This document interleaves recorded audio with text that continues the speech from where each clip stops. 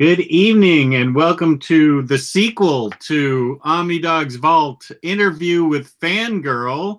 The first one got interrupted because my Wi-Fi went out and Fangirl was left hanging in the dark for about 10 minutes and I had no idea, but my Wi-Fi had gone out and I had no way to get back on the internet. So Fangirl, I apologize for that. I hope everything's okay with you. Oh, no worries. I had no idea that the streaming was still going on. So I was just sitting here looking like a complete doofus, just making faces at the internet because I was just like trying to say, hello, Jess, you're there. And then someone is like, we can hear you. And I'm like, oh, yeah. So yeah, it was quite an adventure.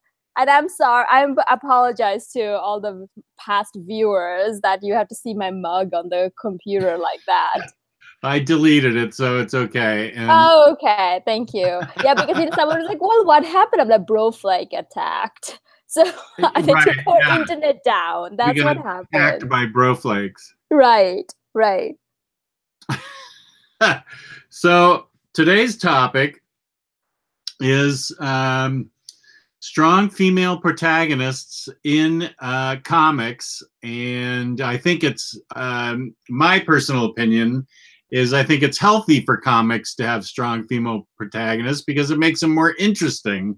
I am a huge fan of things like All New Wolverine with Laura as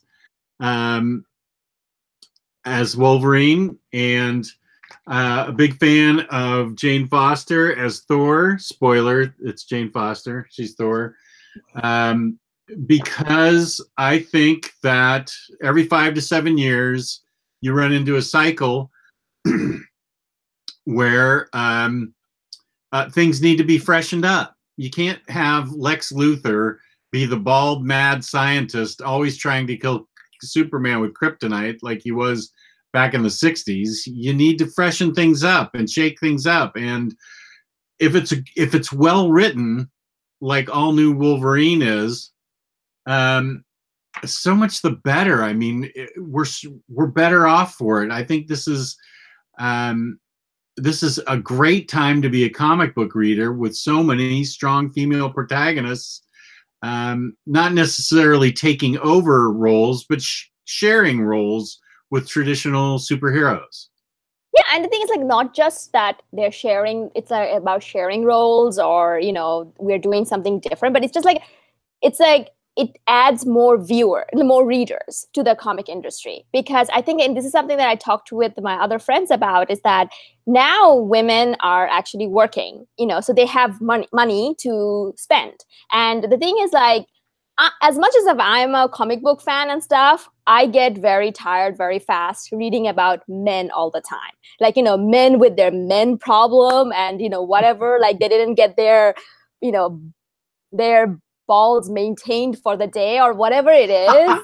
It gets tiring. So, to see like well-written female characters, such as, like, you talked about Jane Thor and you talked about Wolverine, but, also Mockingbird, Black Widow, then also Kate Bishop, Hawkeye, to see that is very, very refreshing, actually, because it's not just like, oh, look, a women's superhero. It's actually, oh, look, a fun story. If you know what I mean? Oh, yeah. Well, that's the thing about, let's see, I think I have Mockingbird right here. That's the thing about Mockingbird. And I'm wearing the shirt, same shirt, with my feminist agenda and everything. Ask me about my feminist agenda. And before we got cut off, I was saying I don't remember there being anything about a feminist agenda in here. I think it was just her way, Chelsea Kane's way of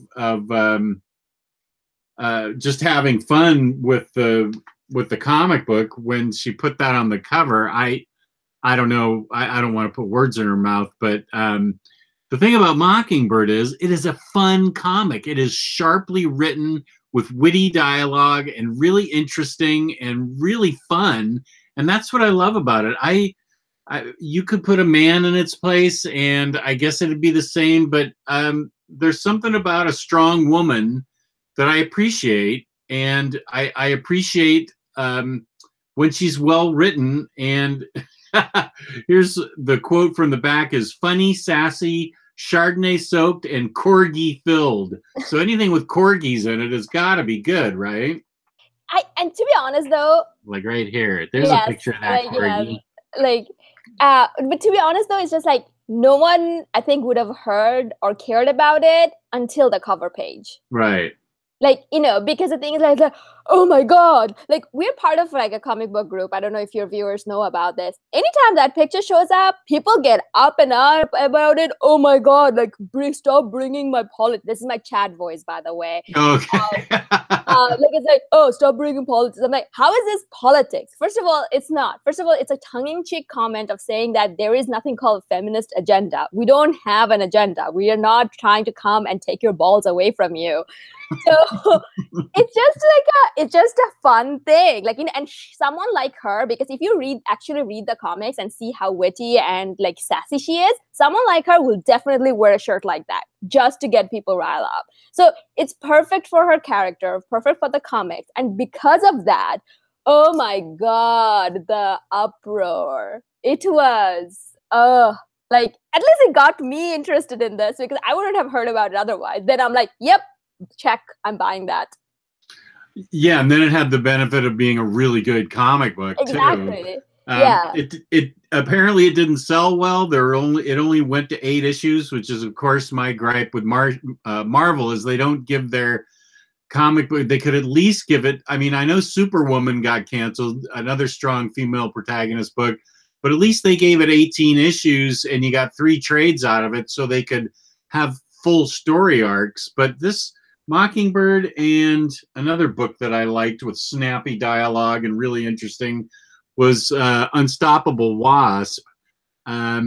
This thing only ran 8 issues too, and they pulled the plug on it. And I feel like for readers to get for a book to get traction with readers, you got to give it more than 5 or 6 issues. You should at least give it 12 to 15 issues so readers can really sink their teeth into it. So I'm really disappointed, especially that these 2 series were canceled so quickly. I get it if there wasn't. I mean, they're in business. They're in business to make money. I get it, but I still wish they could give it a little more time to let a comic book find its feet, so to speak, and give it a chance to get people interested.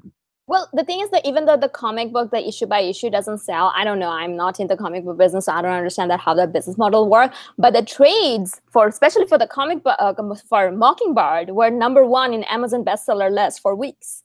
So it means that it's not like people just does, including myself, like a lot of us, we don't buy singles, but we do buy trades. And I don't know, like I feel like stories like this was a point of doing them in single. Why not just supply them as trades from get-go and see what happens? Oh, that's an interesting idea.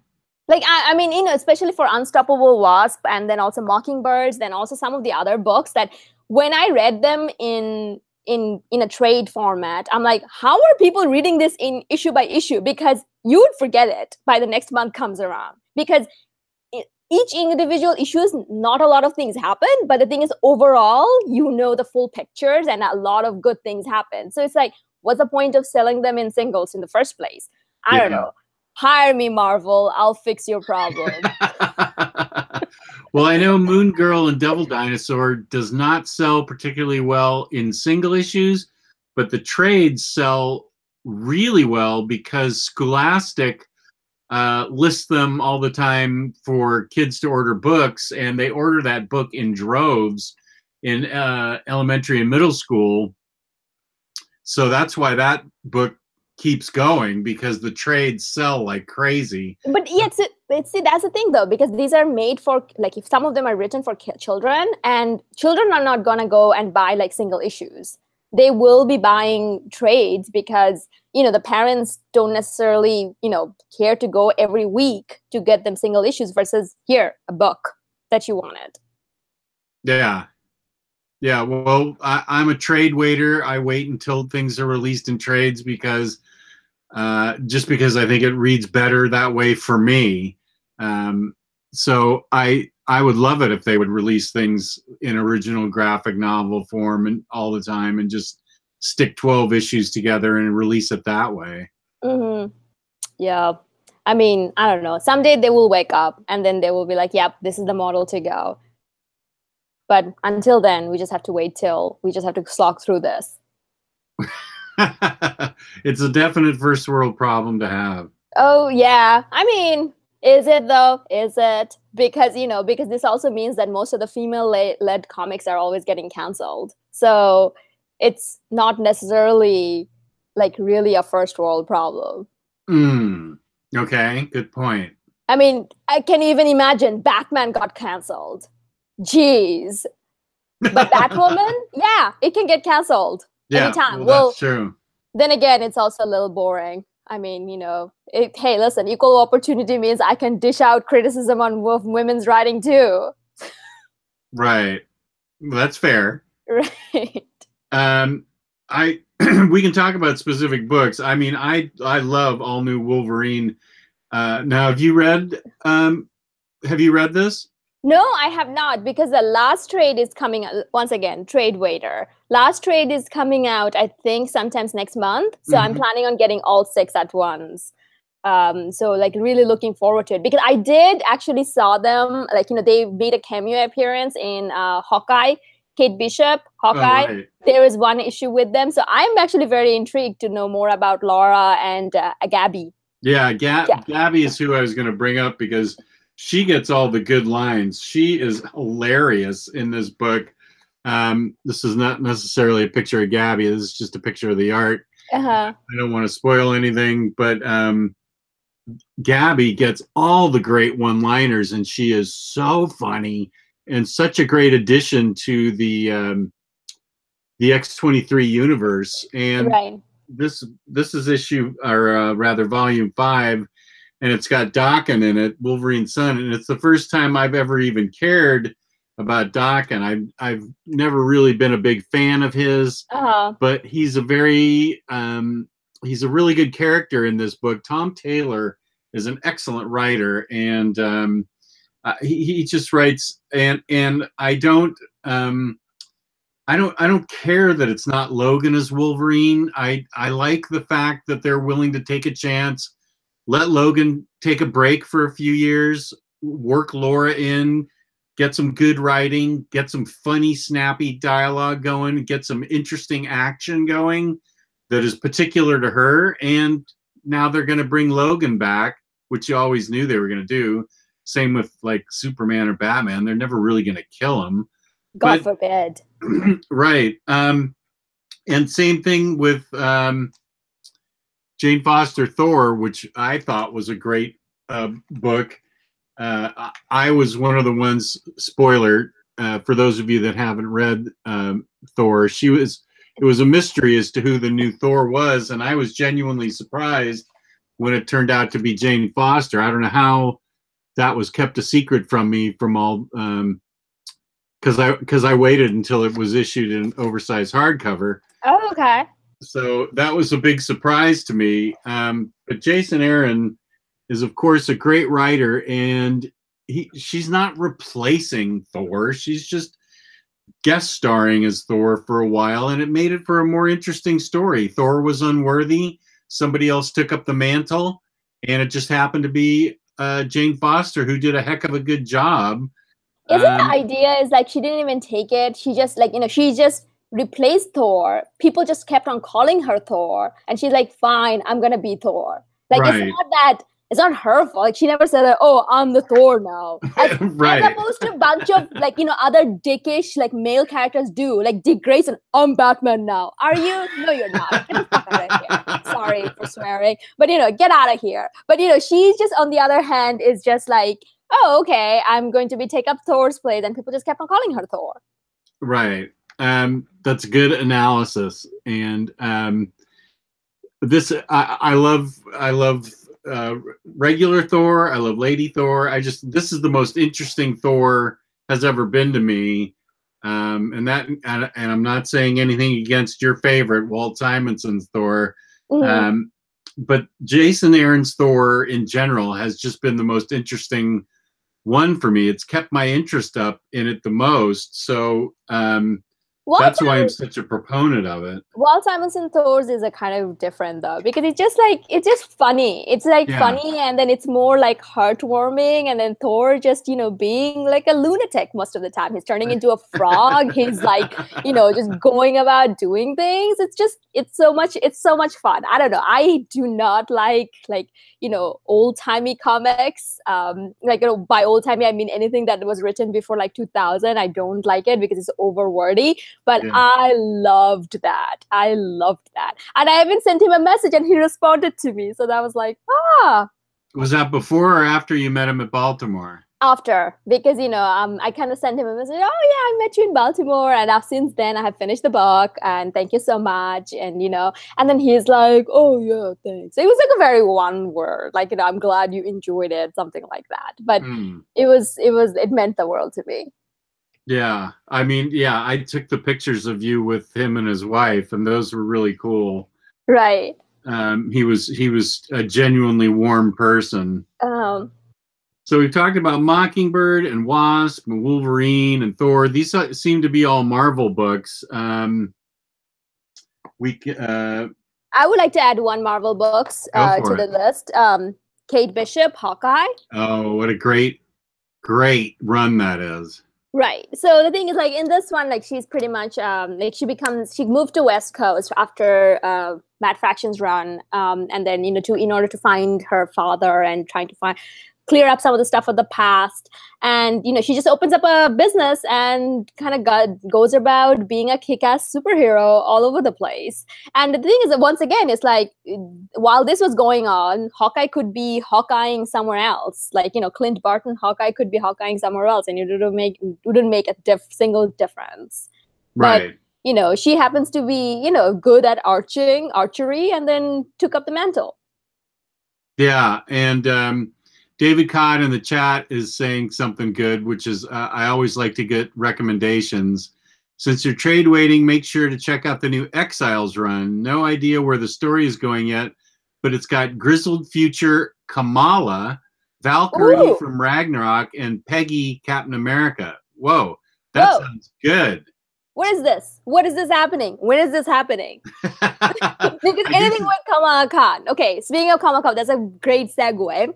To Ms. Marvel. Yes, I can overdo you. This is the OHC I can put over here. How's that overdoing the omnibus? Oh, shut up. So yeah, Ms. Marvel, Kamala Khan, it's one of the best, like, well done way of, like, handing over a mantle. Speaking of, like, just passing on to a mantle, like, it happened, like, completely naturally. Is that, like, Kamala Khan, she becomes, after the Terrigenesis, becomes an Inhuman, and then because she grew up idolizing Miss Marvel, she said that I'm going to be Miss Marvel now because no one's using that title. She's Captain Marvel now, so I'm going to be using that. And she becomes Miss Marvel. It was just perfect. But on top of that, it's just that she is, like, her life is picture mirror of my life. And, like, speaking of representation and seeing yourself as a superhero, it's perfect because everything that happens to her, like the fact that she wanted to go do something else. There's one scene, and then her parents were calling her that you need to come home because your cousin's marriage is going on, your cousin's wedding is going on.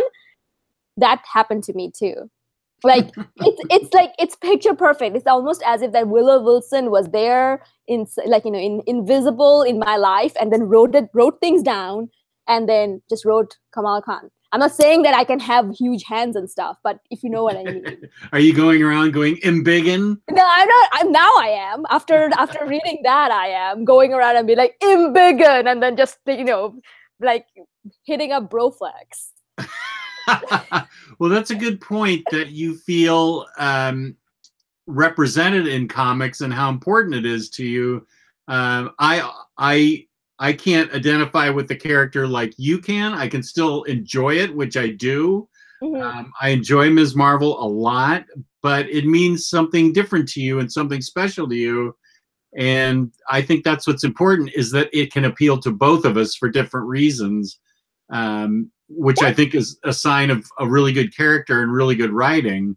Right. And that's always is I think the ones that always keeps has the longest longevity are actually characters who can connect to everyone, not just one group of people, because or else business will fizzle, because those people will move on. They'll grow up and they will move on. And, because that's one of the things, like people are like, oh, this is not my Batman. Well, sir, your Batman will not survive in nowadays. If you know what I mean, the Batman has to be updated and characters has to be updated just to, appeal to the new generation. And that's one of the reasons, like, it's good to have different kinds of characters out there. Right. Speaking of Batman, here's a book that is in, this was hard to find for a while, but now it's in the Greg Rucka trade paperback collections of Wonder Woman, and that is the Hikatea. Oh, tell me more. Oh, yeah. This is in Greg Rucka's collection of Wonder Woman, and it's got art by, I think, is it J.G. Jones? It's got fabulous art with a amazing story that I will tell you about. Let me see if I can get a representative page of art that's interesting. It's Wonder Woman. Both Batman and Wonder Woman are in this. It's a Wonder Woman comic. Somebody that does something wrong in Gotham. This is when Wonder Woman is Themyscira's ambassador and has a mansion as an ambassador. The woman goes to Wonder Woman and pledges what is known as the Hikatea, or the Hikatea, and she pledges herself to Wonder Woman, and Wonder Woman is bound by the laws of her tradition and culture to protect this woman. And so it's Wonder Woman versus Batman, and that's why you get this great scene on the cover of Wonder Woman's foot on Batman's head, because she totally kicks his ass and says, Bruce, get out of here. You can't do anything about this. I've pledged to protect this woman. And there's all kinds of mythos going on in it with these sisters. Let's see what they call themselves. Aranese. They stand outside. They stand outside the ambassador's house and are waiting for her to make a mistake while reminding her of her duty to the woman. And they sort of stand out there and judge her the whole time. And it's basically, here's a shot of Batman getting rocked by Wonder Woman. It's just always funny, because the thing is, how Batman stands up in the same rank as Superman and Wonder Woman. I always found it to be hilarious. Yeah. So Wonder Woman is bound to protect this woman under this tradition and this deep cultural pledge, and it's a story of what life is like living with Diana in the mansion, and what Batman is like going. He's relentless. He wants this woman to answer for her crimes, even though it was in self-defense. And Wonder Woman has to protect this woman. And it's this was out of print and hard to find for a long time. And so they did everybody a favor by reprinting this in Greg Rucka's excellent Wonder Woman run, 2 trade paperbacks that you can get on in-stock trades for dirt cheap. And they're really, really good. It's a Wonder Woman run that I highly recommend. But I think you get a big kick out of it. Yeah. I mean, I'm actually currently going through, reading a bunch of female character-led books. And, that was on my list. Because one of the things I realized that even though last year when the movie came out, I wanted to read more Wonder Woman, And one thing led to another, and I have not. And this is like a crime that needs to be corrected very, very soon. So on my list, I have the Paris's run, Raka's run, like Raka's, that run that you were talking about, and also Brian Azzarello's run, to just to like, to get myself more familiarized with Wonder Woman. Yeah, Tyler Lindvall asks, what are those Wonder Woman issues? This was an original graphic novel, but it has been reprinted and is currently available, this story, in the Greg Rucka Wonder Woman trades that are out. There's 2 of them, and they're all part of a really great story. And speaking of Wonder Woman... It's called the Hikatea. It's not, it doesn't have a numbering. Right. It was an original graphic novel. And this is a different iteration or incarnation of Wonder Woman. Brian that's the other one. That's the other one I was talking about. Yeah, this is the Absolute, so it's giant, and it's a complicated story that I read like back when New 52 started. So I'm due to reread this, but if I remember correctly, she ends up being the goddess of war. She takes over from Ares, and she becomes the god of war. And the art in it by Cliff Chang is breathtakingly awesome, and it deals with a ton of Greek mythos, and it is it's an amazing run. This is one of Azzarello's best things, and he's done a lot of good things. But she is... Did you accidentally summon me? Whoop, my phone's talking to me. Excuse me a second. No, I did not summon you, Siri. Did you accidentally summon me? Yeah, did you hear that? That wasn't Wonder Woman, that was Siri.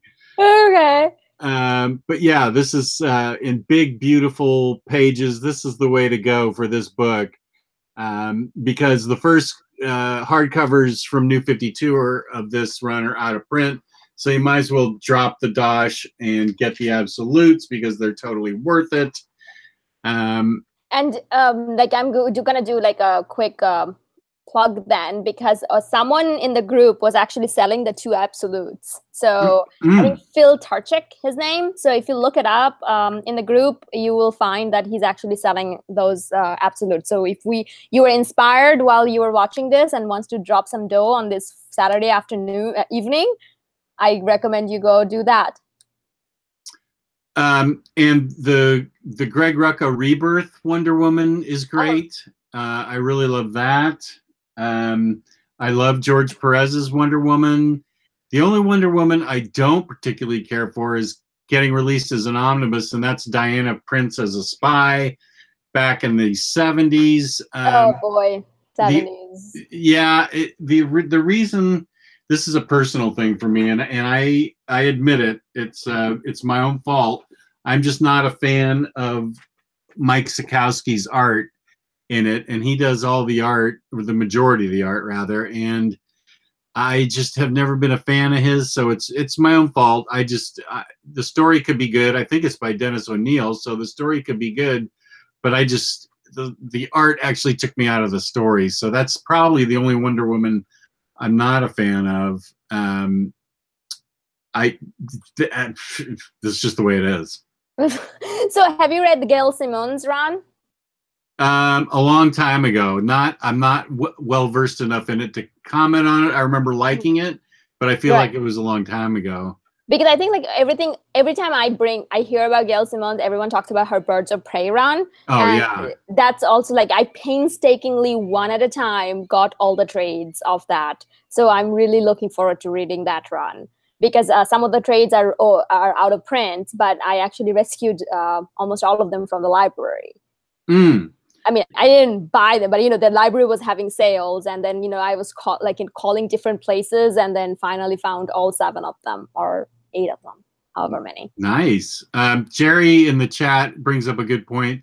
One of the best interpretations of Wonder Woman is still New Frontier, which is one of the better books ever made. Right. Yeah. That is a good interpretation of Wonder Woman. That was a good one. Yeah, I remember that. So yeah, New Frontier will always going to be special for me, because after reading The Boys, Oh, I actually could not read a superhero comics for about 6 months. I just could not. I couldn't pick one up. Like every time I would pick something, I'm like, no, this is trash. This is like, it's not happening.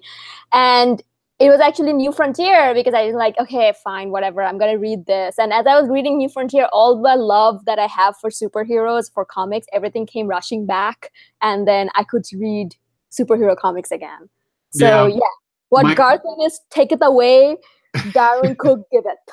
Michael Curry is in the chat and he's teasing you gently. He says, "Is this the Garth Ennis and Alan Moore superfan chat?" Oh my god, I can't even. I don't know. I don't think well, I have forgiven Garth Ennis because he's still like, he'd done Punisher. I don't know what was going on in his life that he wrote that. As a matter of fact, we are going to meet him in Baltimore Comic Con this year, and I told Jess, and I'm gonna tell him to his face that, what did you do? What happened to you? We're going to get that on tape. Yeah, but the thing is, like with Alan Moore, I realized that as long as I read everything that is before 2000, I think I'm in the safe space. Not all the time, but sometimes. Because I'm just finishing up his Miracle Man run. Apropos of nothing, there is this, like, the superhero's wife got kidnapped and she's pregnant, and then the villain says that, oh yeah, we have to keep the child alive, so show her care and respect. Once the child is born, you can give her to your men. I'm like, why do you need that line? Like, isn't it enough to show that, okay, that's a villain, that he kidnapped her? Why do you need to throw that line? Oh, but anyway, it's a good book though. Otherwise, like, it's fun. Yeah, Lloyd Wong is saying, when you mention Rucka, though, I can't help but think 90% of what he writes are great female protagonists. Exactly. I was just going to say, because I recently read White Out by him, and it was one of the fun, like, it's a really fun book set in Antarctica of all places. And in one of that, there was like one scene that one lady saves the other lady, and then the lady that was saved, she walks up to her, and she's shorter than her, and then she's like, you have quite a brass ovaries, Lily. I mean, to me, that was like, there's like, you don't hear that. Like, the fact that one woman telling another woman that you have brass ovaries, like, that's just, that to me was like, gold.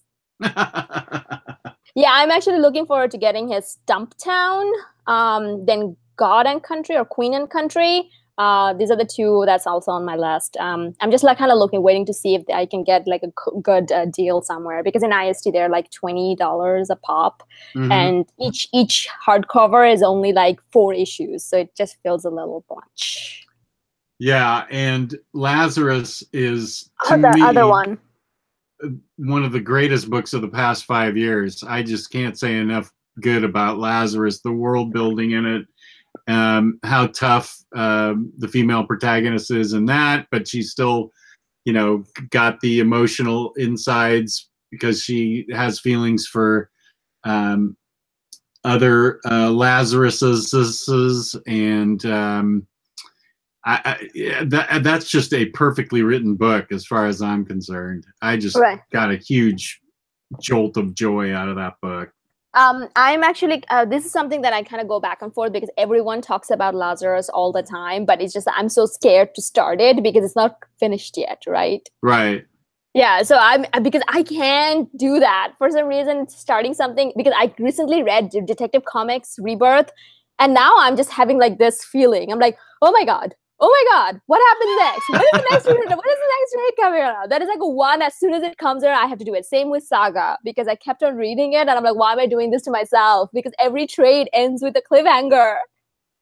Yeah, I know. That drives me crazy too. But I mean, that is also a bit of a first world problem. Here's a book that I got photo baited on from you. I don't know that you had read it when you posted it, but somebody sent it to you, and I saw it, and I said, okay, if Faria's reading it, it must be good. So I got Frostbite.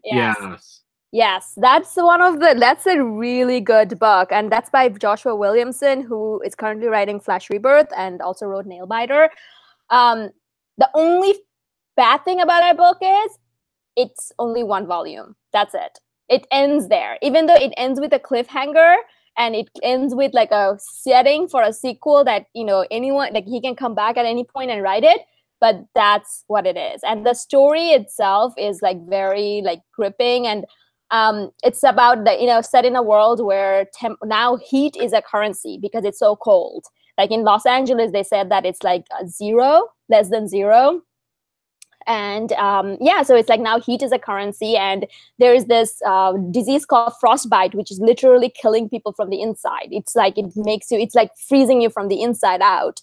And you know, this scientist, she learns how to cure it, and then she gets to ask for the help of these other ravagers, and then together they go on a journey, and it's fantastic. Like it has so many cool moments, and every other page is like a grandstanding action sequence. Yeah, that's a good way to put it. It is action-packed, and it's got twists and turns in it.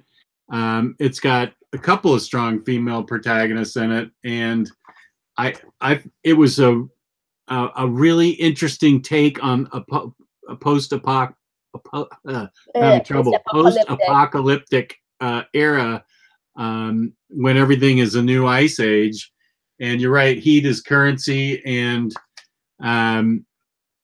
the journey to get the cure up to Alcatraz is just kind of almost a side note to all the other action going on. There's a ton of action going on in this thing with a lot of different underlying themes going on. It was just super well written.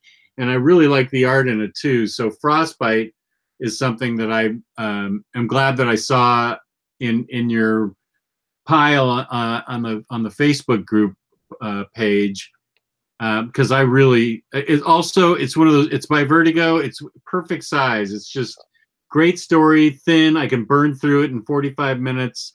And right now I need a couple of those because I'm reading Hickman's Fantastic Four 2.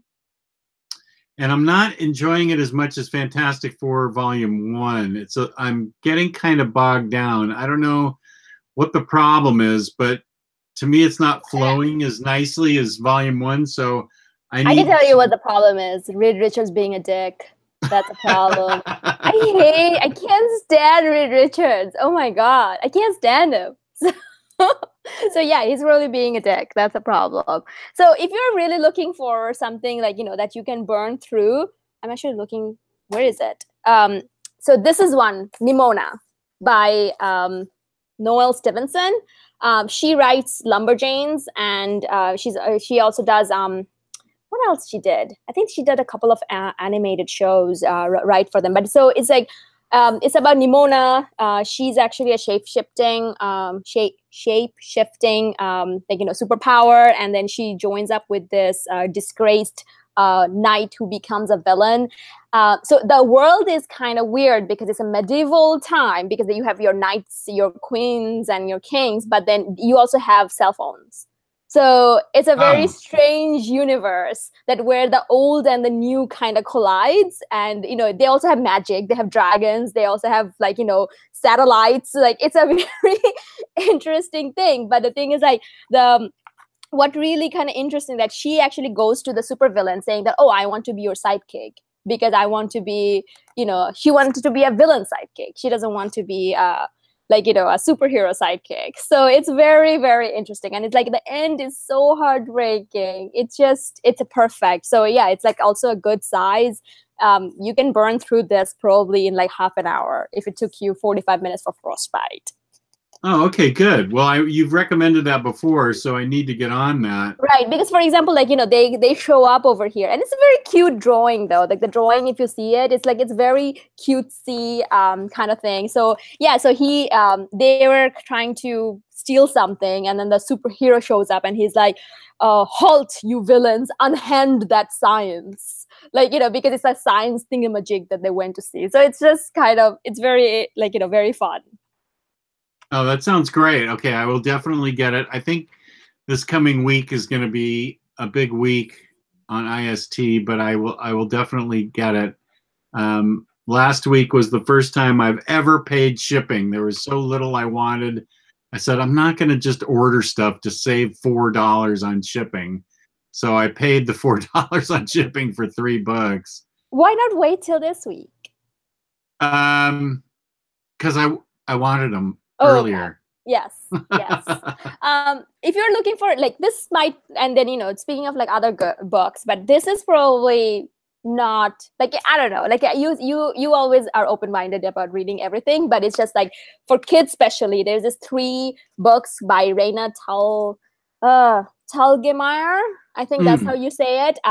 He wrote these 3 books called one is Ghosts, one is and then there's like a 2 that is together, like Sisters and Smile. So Smile is for anyone who had ever worn braces. You will relate to Smile. Exactly. Right here, dude. Exactly. So if you had braces, you'd relate to Smile, because that's what it's all about. It's about her getting braces and then what it took, like, what it took for her, because there's like bunch of times she goes to the doctor, and then the thing is like there's like squish squish squish, like it's super fun. Sister is about sisters, the 2 sisters coming together. And then you have Ghosts, which is also about a couple of sisters who had to move because of one sister having cystic fibrosis. So yeah, this is like a 3 books, especially if you have kids and you want to read comics with kids. These are highly recommended. David Codd has a good question that I have an opinion on. Do either of you follow the Star Wars comics? Wondering if you have opinions on Dr. Aphra. I don't, but I know that you talk about Dr. Aphra all the time. I do. Excuse me. I loved her in the Darth Vader book, where she was extremely evil, but extremely smart, very sharp-witted. She brought with her the killer droids, which I thought was a wonderful addition to the Star Wars universe. And then she got her own comic, which I read in thin trades. I couldn't wait for it to come out in an oversized hardcover, which of course it is now. I highly recommend it, David. It is fantastic, and really, really good. She is everything I want in a character, even though she's evil. She's an archaeologist. She's a scientist. I mean, she faced off with Darth Vader and survived. And the situations she gets put in, the way she gets herself out of those situations, and the latest not graphic novel, the latest trade paperbacks have a really good twist that I didn't see coming. And I highly recommend those books, and I highly recommend Darth Vader, the omnibus or the oversized hardcovers, because that book is fantastic, and Dr. Aphra plays an important part in it. What about Captain Phasma? Because I know that's written by Kelly Thompson, right? Yeah, I haven't read that, but I'm looking forward to it. But I haven't read it. That's going to be a blind buy for me. I think that Riley's read it, and I think he has good things to say about it. But I haven't. I don't know anything about it except that I want to know more about Captain Phasma.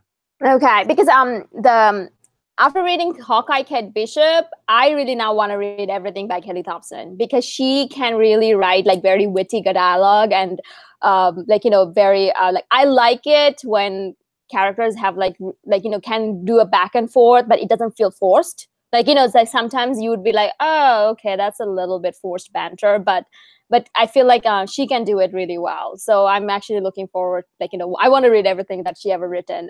She wrote Rogue and Gambit. The trade's coming out soon, so I'm really looking forward to that one, the miniseries.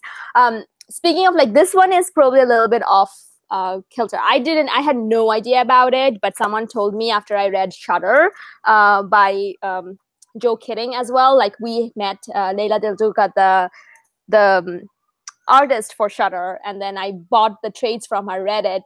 It was less than optimum for me, but someone told me about Glory by him, and it comes in this beautiful oversized hardcover from Image, who I love. I love Image hardcover. Like, if I ever have to, they're just really well built. And one thing I liked about her, like, this is the protagonist. Like, look at her. Like, you don't see that. And to me, like, as soon as I saw, like, this is her, like, look at all the muscle and all the looks and everything. I guess I'm like, now that's strong female protagonist. So as soon as I saw that, I'm like, yeah, I want to know more about her. I want to read more about this. So yeah, I'm really looking forward to reading this. I actually got it yesterday, so I haven't had time to read it. I read it, and I'm looking for it on my shelves. I read it in trade paperback. I don't have it in the hardcover. I'm not likely to upgrade, but I remember I really liked it. I thought it was really well done. Right. And I think it's like the art itself, like, and I usually, every time I get something, I flick through the art, and then it looks fantastic. I think it's done by Ross Campbell. I'm not familiar with him, but it looks really good. Let's see. Another book that is really good that I think you recommended, and so did Jimmy Owens, to me, was Copperhead. Ha! I got it too. Okay, go for it. No. You talk about it. Well, Copperhead is set on a mining planet out in the cosmos, where the female sheriff takes over in a less than optimum setting. There are all kinds of different alien races and creatures that are either friend or foe. She's got a small child with her that she needs to take care of. She's a sheriff, and she has all kinds of not only professional problems that she's got to deal with, but she's got her own personal problems too. And it's kind of like a science fiction-y High Noon, but set in a mining town, and she's going up against a corrupt mine boss, and her second in command is grumpy because he wasn't named sheriff. And it's 4 volumes and really well done. You can pretty much taste the dirt in this one. They do a good job of showing how grimy and gritty and what a backwater place this is, and what she has to go through to not only protect herself but protect the child with her. And then there's also a lot of twists that comes around on volume 4 that, you know, not everything is not what it seems. Dun, dun, dun, dun. Exactly. But I didn't see it coming. I'm like, whoa. I didn't either. I didn't see that coming. But one thing I really love about it, that is like the details that they go through, like, you know, what you said, that you can taste the dirt, is like when she first comes and she inherits the sheriff's costume, they said, oh, how did the old sheriff die? Well, oh, he was shot. And then it's like, oh, and then you see that there's a bullet hole in her thing. And every panel, they have that bullet hole. Like, that bullet hole never goes away. So it's just kind of like, you know, these little things that makes it. And she's like very tough as nail, no nonsense, like, you know, like sheriff that is like, listen, I'm just here to do my job. And then she's also not all that good, in the sense that she has her inherent racism that she had to overcome and things like that. So I thought it was very well written, very like fast-paced action, like sci-fi Western. Yeah, I think the knock on it is that it has taken so long to come out. I don't know when volume 5's coming out, but I'm sure by the time it does, I'm gonna have to go back and read all 4 volumes again. I think issue number 20 is coming out in June, so we'll probably see it beginning of next year.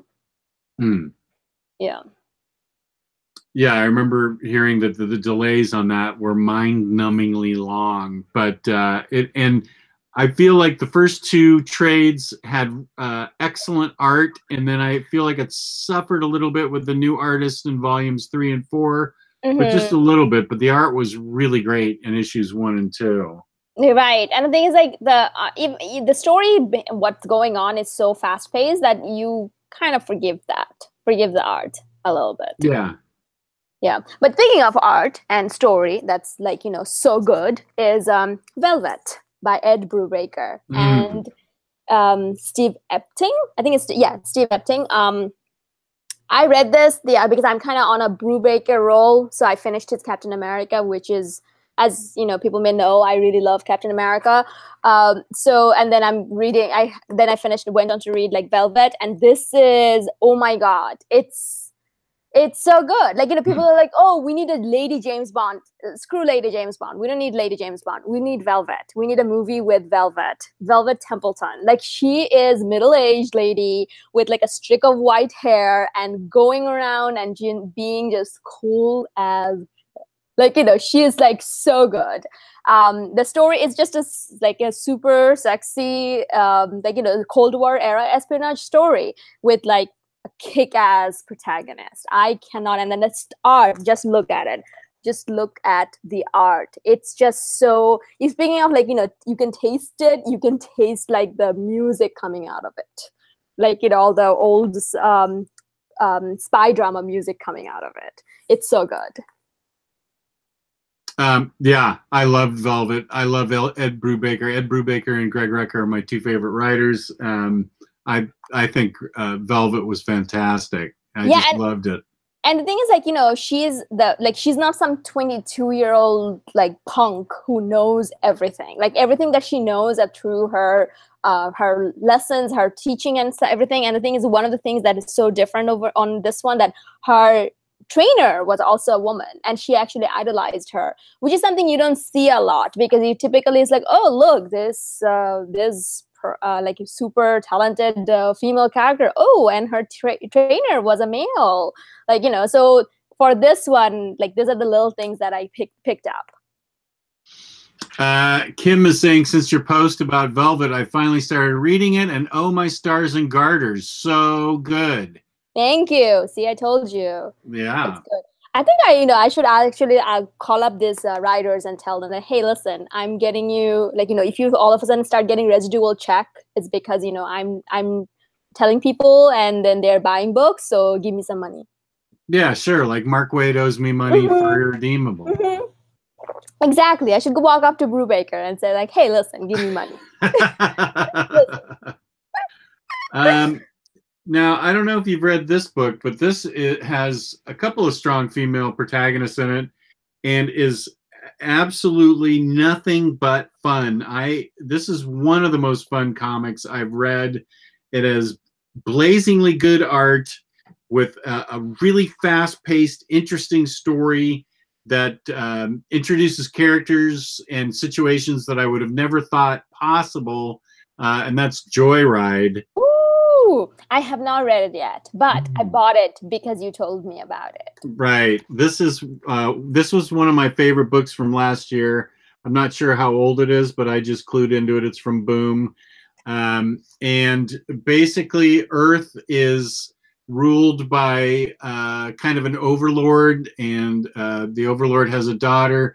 There's a shield that protects Earth. This is set in the future. There's a shield that protects Earth and half the moon from any kind of incoming weapons or aliens or anything. It isolates Earth. And the female protagonist in Joyride, her name's Uma, she wants to breach the barrier on the moon in a ship and see the universe. Oh. And she's a bit rebellious, and she has a crew with her that includes the overlord's daughter, whom she ends up falling in love with. The ship actually turns out to be a living organism. I don't want to say too much else or I'll spoil it. They land on a planet. The planet is actually having sex with itself, and they figure it out kind of a little too late. They also encounter an eighth dimensional being that can make anything happen. Literally, you just have to wish it, and this eighth dimensional being makes it happen. And so Uma wishes for the greatest party ever, and they land on this planet and have this amazing party with hundreds of thousands of people, and it's just the rockin'est party, and that's what she wishes for. But this thing is full of fun and twists, backstabbing, conspiracy, but also just sheer joy to be alive and joy to explore the galaxy that the rebellious Uma wants to do. It's just really exciting and fun. It's by Jackson Lansing, who I'm not familiar with except for Joyride. But the characters in it are compelling. The situations they get put in are really fun and funny and interesting and dangerous. And they bounce back repeatedly from all kinds of situations. I cannot recommend Joyride enough. In the video I did for it, I called it Joy Read. It's so great. All right. Yeah, I actually got all 3 trades of it. So yeah, I'm like, that's definitely on my list as well. And that's because you talked about it. I'm like, yep, it just liked it. I didn't even know that it was like set in like all the things that you talked about. I just got it because you told me about it. You will. I can pretty much guarantee you're gonna love it. It is so fun. Right. I love this kind of thing. I like Saga is one of my top 10. Like, people are like, oh yeah, like some people don't like Saga because apparently it's too cute. I'm like, I don't care. I love this like things like of the twists and turns, like this happening, that happening, this character shows up, that character shows up, and everyone's being like weird and like, having parties. I love those kind of I love those kind of comics. Yeah, I think you're gonna really dig Joyride. Okay. I'm looking forward to it. I'm gonna move it up on my list. Tyler Trent says Jackson Lansing and Colin Kelly do some great comics. What, I mean, I could Google this, but since you're in the chat, Tyler, what other comics do they do that you can recommend to me? Because I really dug the writing on that. So if you can in the chat, just put up some recommendations of books that they do. So speaking of another recommendation, I only just got it yesterday as well, along with Glory, but I flipped through it and the art inside of it just blew my mind. Is Ladykiller by Joella Jones. So she is currently doing Batman, I believe, and she's starting to do Catwoman. But this is one of her independent run by Dark Horse, and I think the story is about someone who is like a wife and mother now, but she used to be a killer. So I think and then obviously something probably happened and she had to activate again and stuff. But the art inside of it is like, oh my God, it's gorgeous. Like, it's just, I love everything about it. And the thing is that even the front cover is her mopping, in a 60s homemaker outfit, mopping the floor, but it's actually blood she's mopping. So it's like, I am very sure that, this will be one of the good ones. And I think it's great. You're going to love it. Right. So I'm like really like, I also got this one yesterday. So this is something that I'm really looking forward to. Yeah, that's a great one. And actually, I just pulled Dr. Aphra off the pile. Oh, there you go. Oh, wow. She doesn't look like someone who will be evil like that. No, I know. She looks completely innocent. And yeah, she's got an evil Wookiee and killer droids that like to kill with her as her cronies. And she's strictly in it for the money. She doesn't mind killing people. I love those kind of characters. I love characters like that kills. She's unbelievable.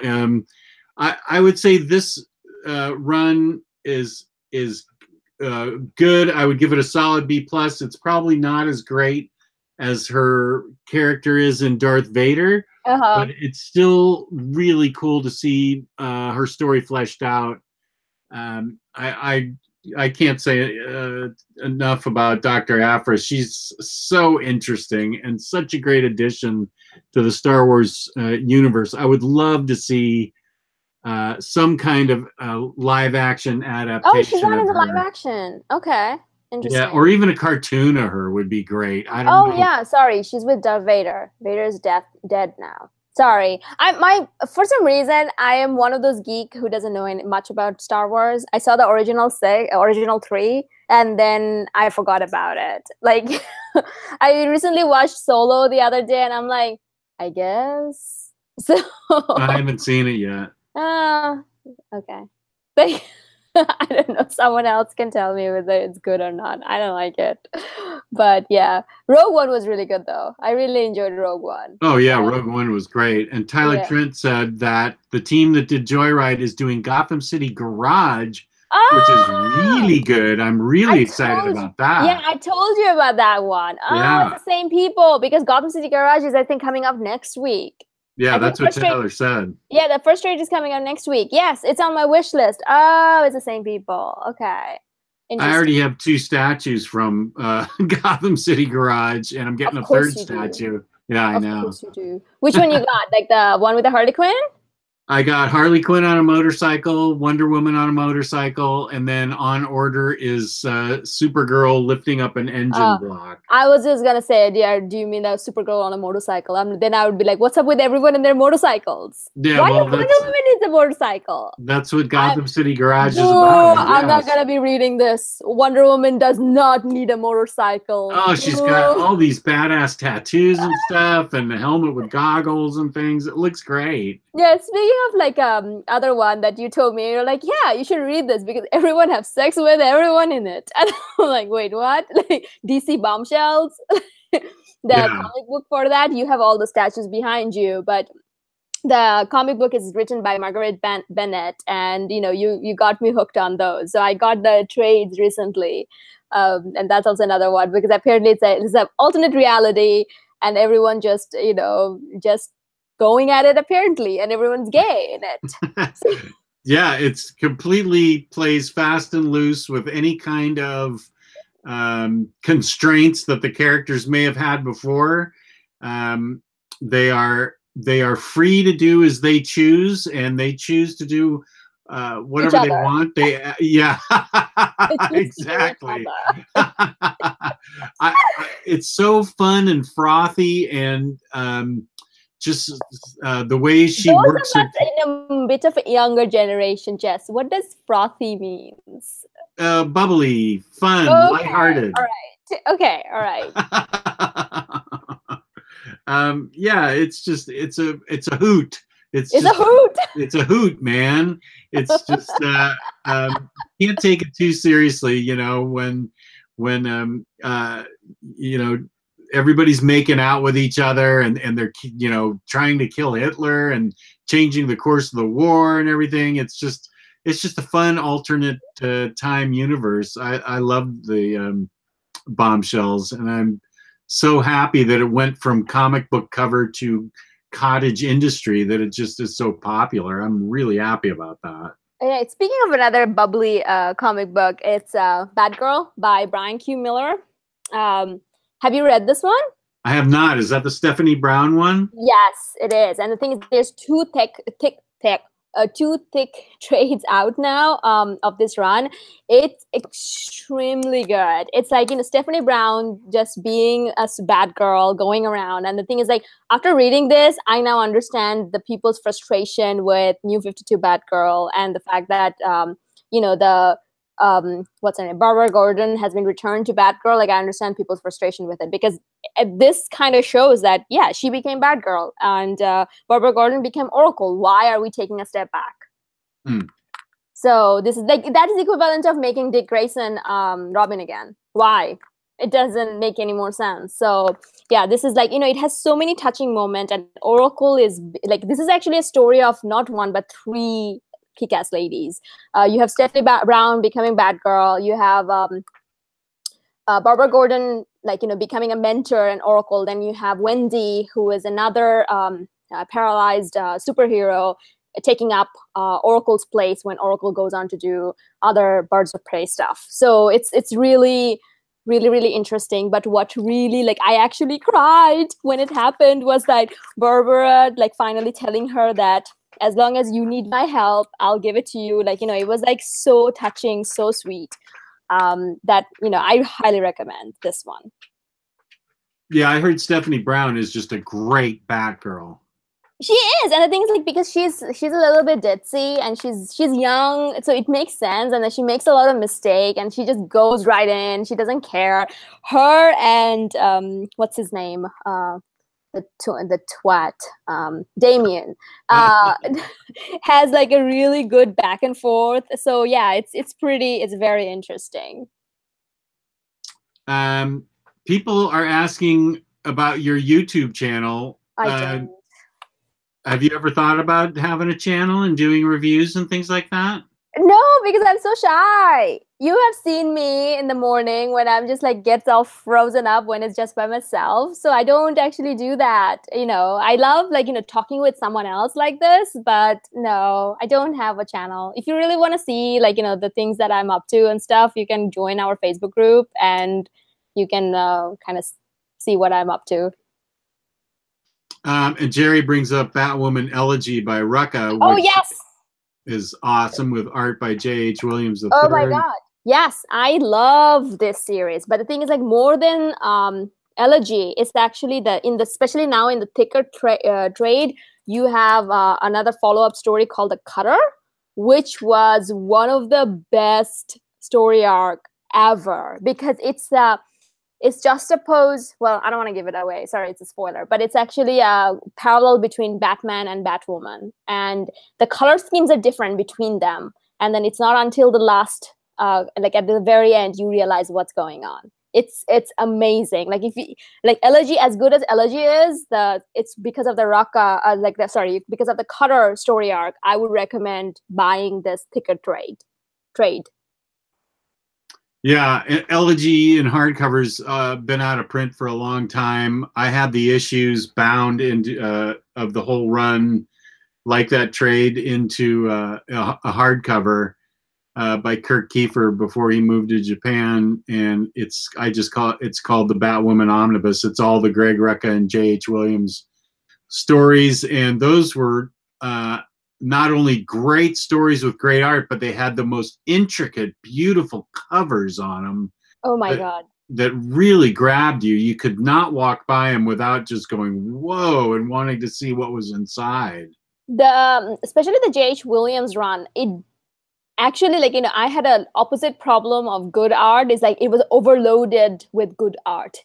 Every page is like intricate, beautiful, like splash pages after splash pages. Then you're like, okay, give it a rest. I get it. You can draw. Now tell me a story. Yeah. I don't have Elegy in front of me. How many issues is Elegy? Is it about 8 issues? So Elegy is, hang on, it has 854 to 863 of of the original run. So of Detective Comics. Okay, and so Elegy was about 8 of those issues, right? So it has the 854 to 863. So, and I think Cutter includes in that. Yeah, Cutter is included in that numbering. So it's like it's all of those. So original Elegy is, I think, stops at 60. So 61, 2, and 3 is Cutter. Okay. Yeah, and then though, if you know Batwoman's history, she actually shows up as in Detective Comics because before getting her own run. So this was kind of like her debut, her solo debut. Right. And E. Tyler asks how Batwoman New 52 is. The J.H. Williams run was really, really good. Unfortunately, I think it's well known that it got cut off and unfinished because DC at the time was anti-marriage for any character, not just a lesbian couple, but they broke up Lois and Clark. That's got I don't know why. DC's like main editor got divorced. Is that what happened? Oh, is that what happened? I don't say. Oh, I don't know. For some reason, they were anti-marriage, and the book was headed towards Kate and Maggie getting married, and they said you can't do that, and it just drops off. It comes to no finish whatsoever, and then gets picked up by a different writer that is not nearly as good as J.H. Williams, and it just kind of fizzles out. It's very disappointing because it was building up to something great and then just got cut off and fizzles out from there. It's worth picking up the first 4 volumes just to get the story, but know that you will be frustrated by the non-ending. Well, you can read the annual though. If you read the annual, it comes to somewhat ending, but it's very unsatisfying. It's just like, why? So it does have that kind of, unfortunately, it is what it is. But yeah, I mean, I don't know the whole like, I understand. I'm kind of glad that they didn't get married because there's not enough representation of gay characters to begin with. Now if you put two gay couples together, because they're trying to make Batwoman to be a parallel of Batman, that means it's going to be eternally tragic character. So even if they got married, that marriage would have ended in divorce. So then it's going to be a different kind of outroar, is that, oh, you took out marriage between two gay characters. I don't know. I mean, but then again, it could have been done differently. We don't know that. Now we will never know unless the next writer picks it up at some point. Now everybody in DC is getting married. Oh my God, yeah. I'm just waiting for the divorce proceeding of Batman and Catwoman. Oh no, I want that to work out. I want that to work out too, but come on. Do you honestly think they will let Batman to be happy? Like, if Bruce Wayne smiles, Darkseid will know his anti-life equation. That's see, I know enough about DC. Yeah, you do. Like, that will be it. Like, we will come to the DC universe will come to an end. All the universes collide. Goes for business.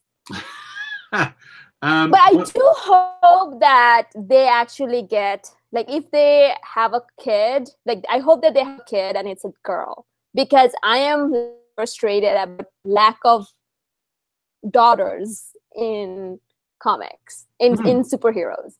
Like, you have John Kent, you have Damian, I don't even know who, because all the daughters are always adopted away. Catwoman has a daughter, Stephanie Brown has a daughter, they're all adopted away. Even your favorite Harley Quinn has a daughter in Injustice, and she had to give her up. So I actually want a daughter to be established character who can kick Damian's ass. That's what I want. I think everybody wants somebody to kick Damian's ass. Like, I don't know, like Aquaman, they have a son too. Like, everyone has a son. I mean, what's up with all the sons? Yeah, okay, good point. Yeah, so I hope that the marriage lasts and they have a daughter out of it. Yeah, okay, good. I'll wish for that too. Let's wish it. Anyway, wish upon a star. Another book that you and I both read was Coyotes. I was just going to talk about that. Okay, yes. Good. Go for it. No, you go for it, because you are the one who got me all interested in it. I'm going to say what I felt about it. People aren't interested in me. They're interested in what you have to say. You're the guest on the show. Okay. Well, so Coyote, that's why I wanted you to talk about it, because I can't pronounce the word. Coyotes. Coyotes, it's set in a city of lost girls. And in this city, the girls are actually being hunted down by wolves, which it's extremely visceral and violent, and it doesn't take long before it's revealed that it's actually the men who are being turned into wolves and they're hunting down girls. And there's also like this, like, this kind of this kind of matronly figures that showed up. It's embedded in Latin cultures. It's ugly, it's grimy, it's like, viscerally beautiful, but it's actually the end panel that will grab you, because it's all about ladies sticking together, and it's so good. I loved it. And the thing is that it's only 4 issues out so far, I think the 5th issue is coming out in July, so I'm really looking forward to where the story goes from there. It has a lot of allegory in it, like a lot of it. Mm-hmm. So it's like, but it's just the ending, which is not, it's not spoilery, but it's like, the girl, she holds her friend who passed away, and then she says that for the women lost, I am there. For the women frightened, I'm watching. I will fight with you. And that's so, I thought that was so touching because it doesn't say I will fight for you. She says that I'll fight with you, which is always like, it's like she knows that everyone else is fighting too, and she will be fighting with them. And I was like, oh, it was very touching. Like I absolutely loved it. Yeah, So I thank loved you it so too. much for recommending that. No, I'm Like, glad I you had enjoyed no it. idea about it. You were like, yeah, you should read Coyotes. It's about a bunch of girls going and hunting down people. And I'm like, whoa, tell me more. So, yeah, it was very sweet. Another book that I will, I can't remember. No, you haven't read this yet, so I can. I'll read the back cover to describe it while I show pictures of it. That's Welcome Back, which I love. I did this in a review with Joyride, and I called this Welcome Book because it's such a great book. Molly and Tessa have lived hundreds of lives, reincarnated throughout time. Friend and foe are caught in a war so endless that neither side recalls what they continue to fight for until now. Molly, an aimless 20-something girl living and temping in Kansas City, is flooded with memories of her former lives, memories that will fuel her for the battle ahead and finally give her life purpose. Tessa, on the other hand, is ever the diligent soldier, out for blood and hot on young Molly's trail. These guys have lived and relived their lives over and over and over again for 1,000 years, and they keep at a certain point in their lives, they realize what their mission is, and it's to go after each other in this 1,000-year-old war. And I don't want to spoil it too much, but things don't go as planned when they go after each other. And other people are involved in it too, like lots of other people on Earth. Their memories get unlocked and they join in the battle, or they have different roles to play in this war. Not everybody's a soldier. Some people are higher up, some people are lower downs. But where the author takes it is really refreshing and interesting. I just got a huge kick out of this book, and I really loved it. It's something that is very unexpected. It's a very unexpected pleasure where this book goes after their characters wake up and some other characters wake up and what their roles are in this book. It's really well written by Christopher Sabella and the artist Jonathan Brandon, and that's I'm bringing you the first volume, or sending it to you. So I think you would get a huge kick out of this. There's 2 volumes of this. Excuse me, and it's on Boom. So the first volume is only $10. So from IST, it'd be even cheaper. But Welcome Back is 2 strong female protagonists who initially are trying to kill each other, and then where they go from there, you're gonna have to find out. Ooh, yeah, it's 2 volumes out so far, right? Right. Okay. Yeah, I'm looking forward to that because you also told me about that one. Do you also have another one that you were talking about, Lady Mechanika? Yeah, Lady Mechanika. Yeah, enlighten me on that one because it's a steampunk Victorian England book where Lady Mechanika is partially robot, but she still has a human brain. There's airships in it that are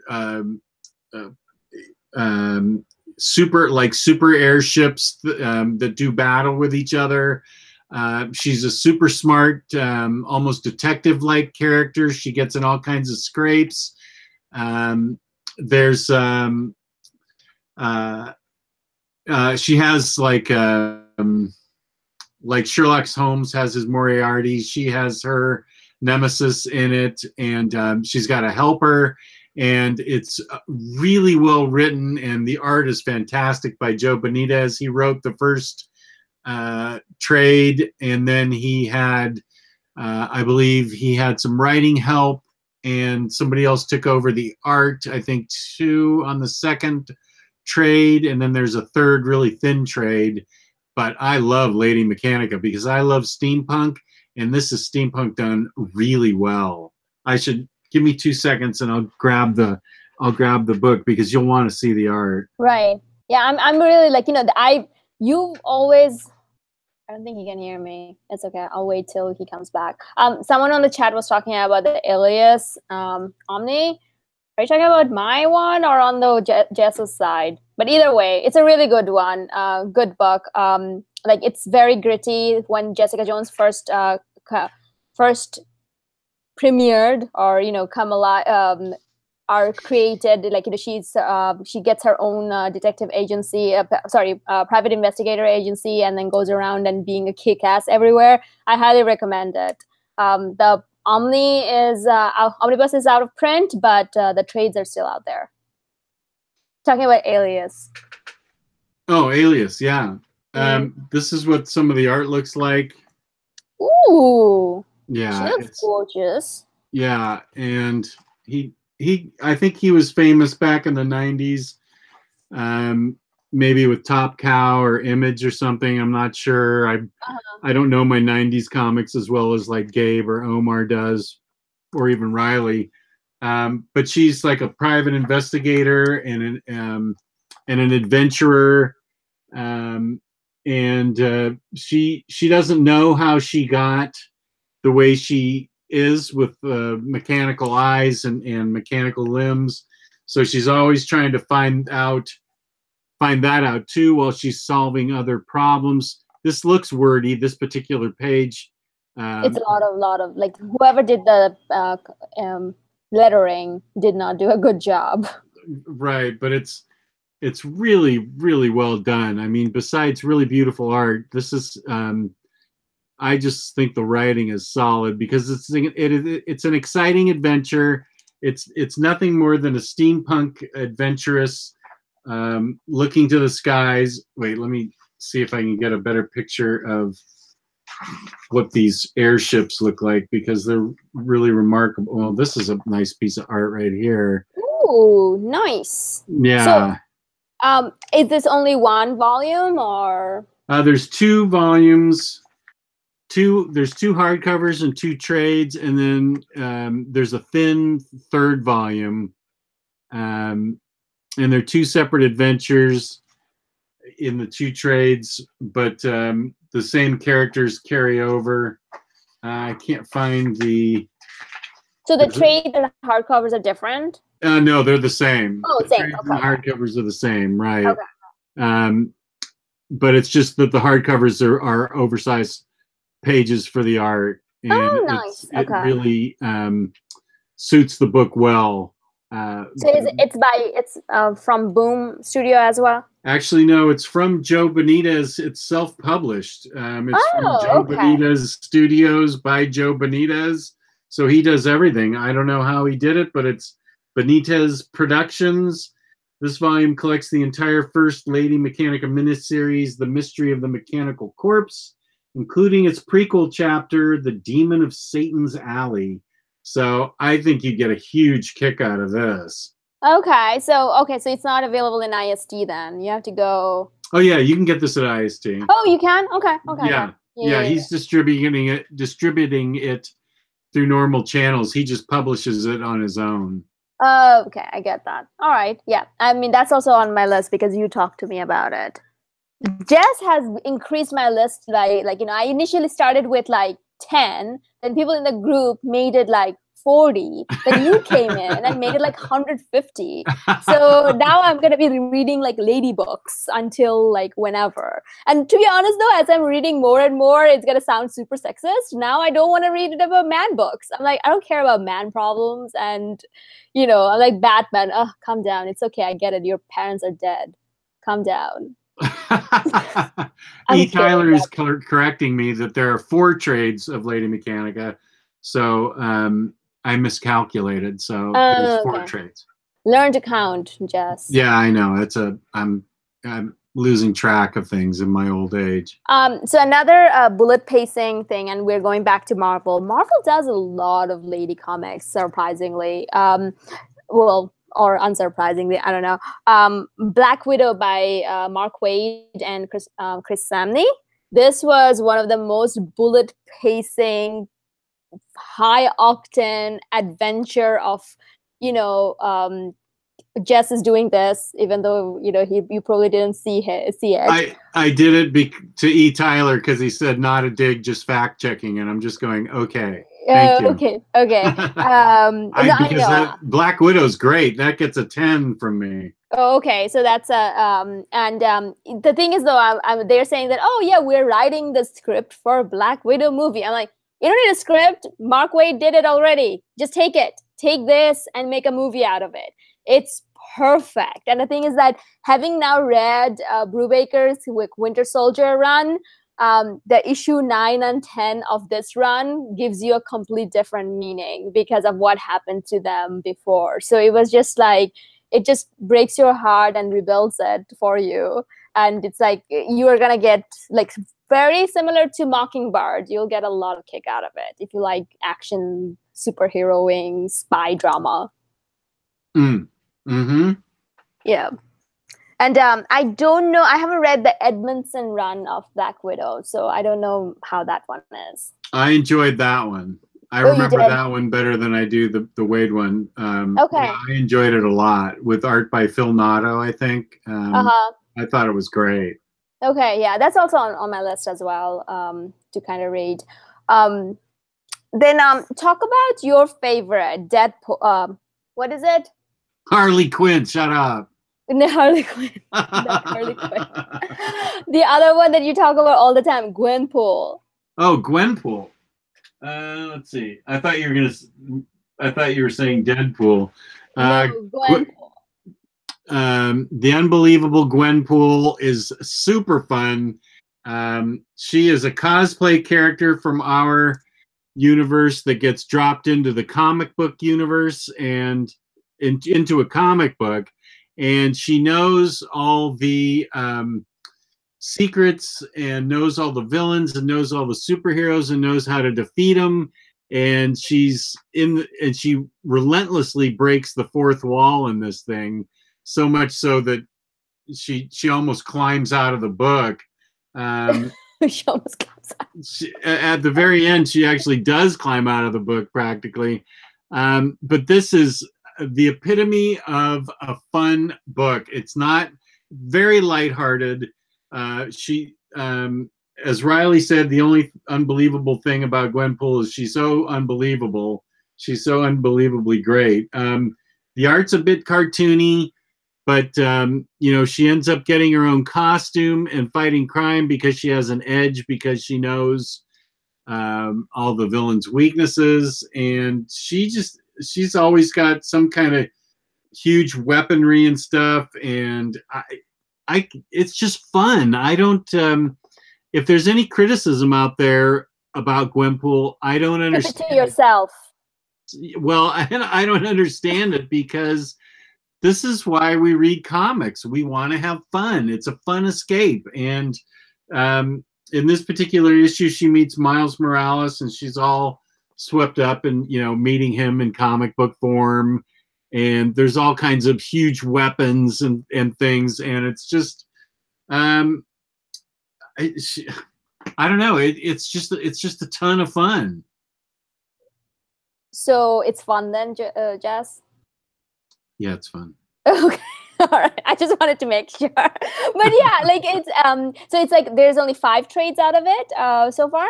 Yeah, and that's where it ends. They ended it on volume 5, which I think is fine. Because now she's going to be in West Coast Avengers. I don't know how they're going to pull that off, but it sounds like a blast. But they ended it on, I believe, issue 25 in the 5th trade, and I think that's fine. It's they didn't let the joke get old. They didn't let the joke get stale. It just ran its course, and it was what it was. And it was time to end it, and they did it on their own terms. So I thought it was fine, and I got Christopher Hastings. You were there last year when I got Christopher Hastings to sign my Gwenpool pop. Oh, do you remember the story, Jess? What happened? How I forgot his name, you mean? Yeah, no, not just that. I'm like, oh, Jess. I'm like, there's your guy over there. And then you're like, why? What did you do? I'm like, don't you like Gwenpool? And you're like, oh, yeah. So what did you do with it? I'm like, that's Christopher Hastings. He wrote Gwenpool. I had to tell you. And then you're like, oh, yes, I have the pop. Let's get signed. And then as I was there, I was like, you were just like, oh, yeah, I really like your comic and everything. But I had to have a friend tell me who you were. Just know about it, like you forgot about his name completely. But surprisingly, there's a lot of Gwenpool cosplayers in the cons, though, which is kind of like I didn't hear about it until you talked about it. But yeah, surprisingly, people apparently like her a lot. Mm-hmm. And so does she meet Deadpool? Gosh, that's a good question. Let me see. No, you're telling me she doesn't meet Deadpool?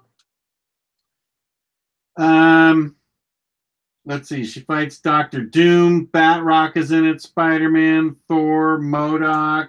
I read these a while ago, and I have a terrible memory, so it's possible. But I mean, there's Doctor Doom in this issue in Volume 5. Let me grab the other trades. They're right here, so I could tell you in a second.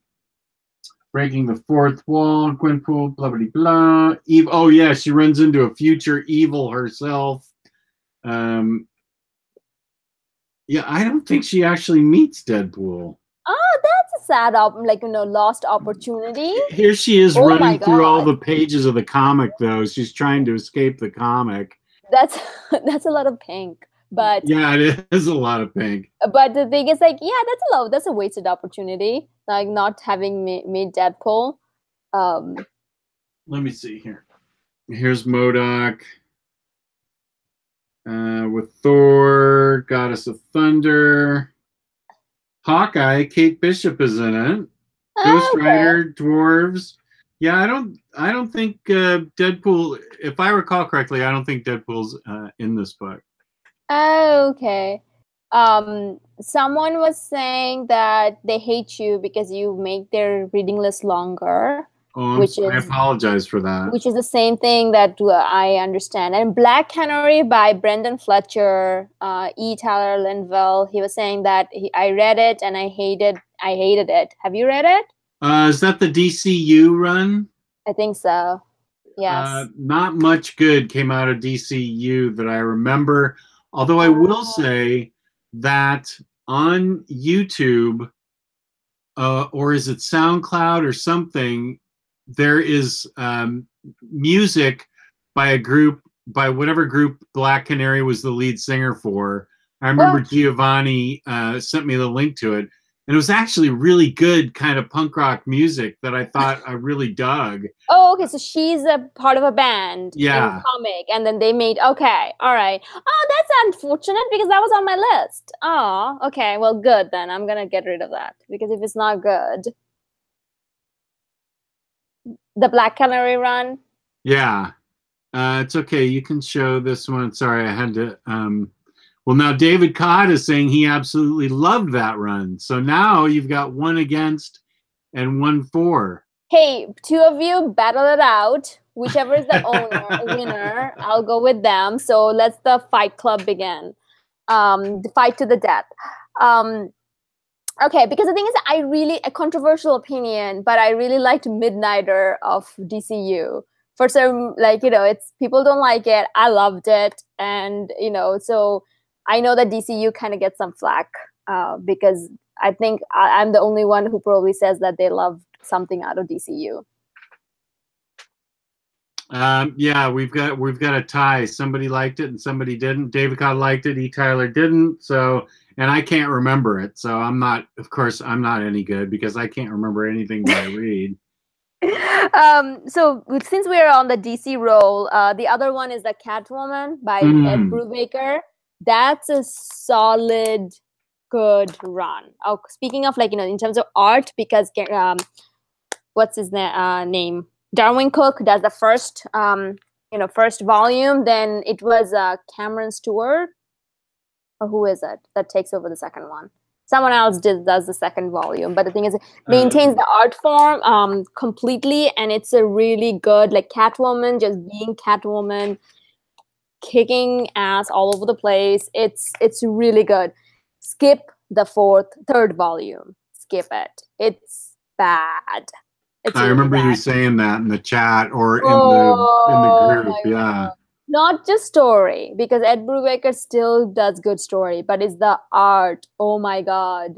It's an assault to your senses. So don't read it. Like, second volume, the story kind of ends in a way that you can just walk away. It's perfectly fine. You can walk away from that. It also contains Slam Bradley, which is like, I'm like, who is that Slam Bradley? Only to find out he was the original detective from Detective Comics. Right. Like, I had a history lesson, and the thing is, like, then Batman and him also fight it out, because all the men have to fight over their woman. Apparently that's a thing you guys do. So so they have a fight, and then it was a really fun comics. Yeah, I love and is Catwoman 2 still hard to find volume? I'm wondering. It's hard to find, but people keep on finding it. So I don't know why it's hard to find. I think it's one of those things that is not available in internet, but actually available in local, like, comic book stores. Oh, but so it's just internet. It's internet. I think scarce. so. I think so. But anyway, someone can correct me if I'm wrong. But the thing is, even if it's like scarce on the internet, if you go to Amazon, I think it's available for cheaper. Like, it's available for fairly cheap. I might be talking about something else. But yeah, it's unfortunate though, because this is actually a very good Catwoman run. Yeah, it looks like it is a little bit hard to find on the internet. Yeah.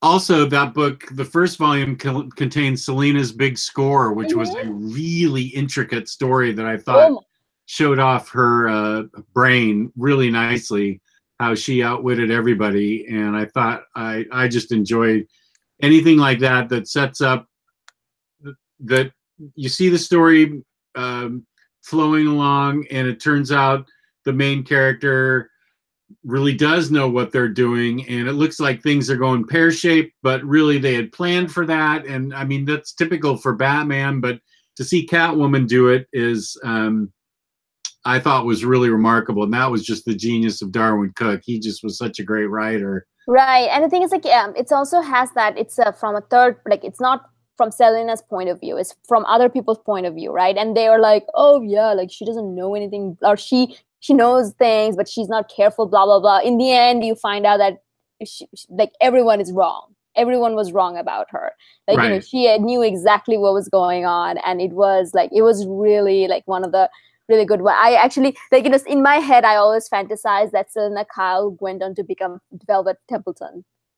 Oh. Because you don't know where Velvet came from, like, what's her past, and then she has this, like, and then the thing is, like, you're like, oh yeah, Selina became, and someone, I think Ryan says, he said that what's her name, Natasha, like, Black Widow becoming Velvet Templeton. I'm like, that's true, either of them can become Velvet. Mm-hmm. They're all three very kick-ass ladies. Yeah. Speaking of, like, we can't have good things. Like, if DC and Marvel were actually smart enough, I would love to see a Catwoman and Black Widow team up. Ooh, that would be good. Right? Yeah. Right? Like, it's like, it's just like, why can't we have nice things? Like, I want to see Captain America and Superman goes again, like, does something together. Because it's gonna be like so much patriotism, or so much good intuition. Then who else? Lex Luthor and Tony Stark getting together, because they're actually the equivalent of each other. Then Batman and Daredevil doing something together. That would be so much fun. Well, they are doing Looney Tunes mashups, so that's part of the way there. Are you comparing like Batman and Elmer Fudd and stuff? I know, but they're owned by Warner Brothers, so I kind of understand where they're coming from. But I don't know. I would say that if I wish that companies could get together and do this kind of fan services from time to time. Yeah, and E. Tyler saying, or Gwenpool and Harley Quinn team up for Oh Jazz. my God, that would be perfect. Jess would probably buy everything. Oh yeah, I would quadruple dip on that. Yeah, you'd quadruple. That's it's was so much fun. Oh my God, now I'm thinking about it. Like Batman will not believe that Daredevil is Matt Murdock, or that would be the last thing. Like, oh Matt, how do you know my name? Because I can see it. I can totally see it. These two idiots doing that. But anyway. Wolverine go against? Do you want to talk about the amazingly well-told Joe Kelly in I Killed Giants? Oh my God, I cried so much after it finished. I was like crying, and I've been looking for that Titan edition for so long, but I'm kind of settled with my little tiny trade back. It's so good. It talks about it's literally a child going through her parents, her mom's cancer, and it's about how she's dealing with it, and it's just, it's so beautiful. Like this and Day Tripper, somehow they've always kind of come to me together. Well, you have to talk. You have to speak to show off the pictures, though, Jess. I'm highlight. I know. I hit my picture, and so while you're talking, I can show. You can keep talking, and I can show off the pictures. Oh, okay. Oh, okay. You gotten smarter then, because last time we were not in sync over there. Right. I've gotten internet savvy. Man. Oh my God, you got internet savvy. Okay. Yeah, that is I love the art though. Who is it by? Who did the art? J.M. Ken Nimura. Oh, okay. I think he does anime. Oh, okay. Well, that makes sense. It's a little hang on, because I remember that there's one book. Someone can correct me. Because there's one book I remember that it made sense, and I think that's him. But yeah, I was really hoping that with the movie coming out, they will re-release the Titan edition. But well. Yeah, I found this in California. I found this in California a couple of years ago. I just got. Oh, nice. Yeah. All right. The other one that we need to talk about, because this is also something that you got me into, is Global Frequency. So you may think that it's not female led. It's actually female led, because it talks about. So someone was talking in the group today that Ellis write competence porn, where everyone is super competent and getting stuff done. So this is like pure Warren Ellis. Like, this is an organization of 1,001 individuals, and they get called for any covert operations.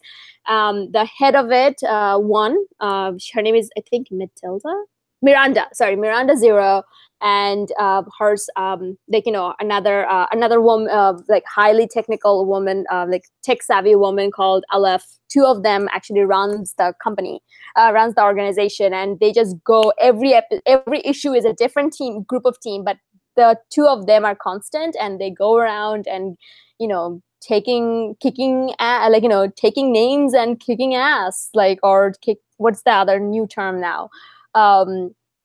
It's really well written, it's a fun, it's like superheroism at its best, but not from, well, it is actually by DC now, but anyway, so it's not by Team Up. Yeah, I love Global Frequency. We did a review on it on the Omni Bros show, and I think I did a review on it on my channel. It's one of my favorite Ellis books.